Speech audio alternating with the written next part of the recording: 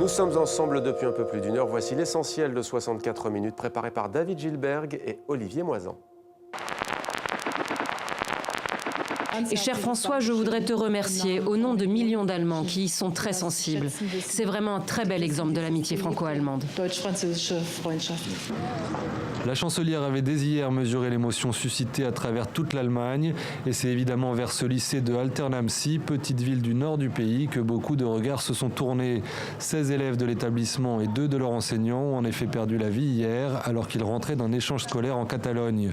Je pense que quelques témoins ont d'ailleurs pu rapporter qu'ils ont vu l'avion avant l'impact. Donc non, je ne pense pas qu'il se soit disloqué en vol. Un spectacle de désolation au gré des plis et des replis de la montagne. Ici, une roue, ailleurs des bouts de carlingue, un avion éclaté en 1000 morceaux, pulvérisé.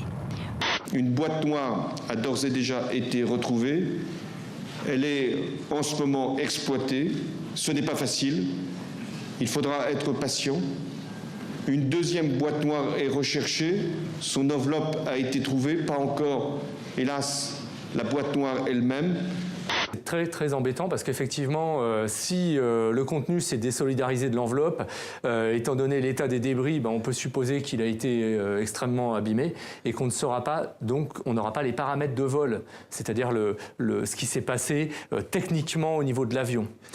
Aussi, quand en mai 2013, l'Éthiopie commence à détourner les eaux du Nil bleu pour construire le plus grand barrage d'Afrique, les Égyptiens protestent, invoquant leurs droits historiques sur le fleuve. Les Éthiopiens semblent aujourd'hui les avoir rassurés. Le barrage, promettent-ils, n'affectera pas le débit de la rivière. S'il y a tant d'intolérance dans le monde, c'est parce que la majorité des populations n'ont pas accès aux livres, n'ont pas accès à la culture, n'ont pas accès au savoir. Il y a cette belle formule de Victor Hugo qui dit que quand vous ouvrez une école, vous fermez une prison.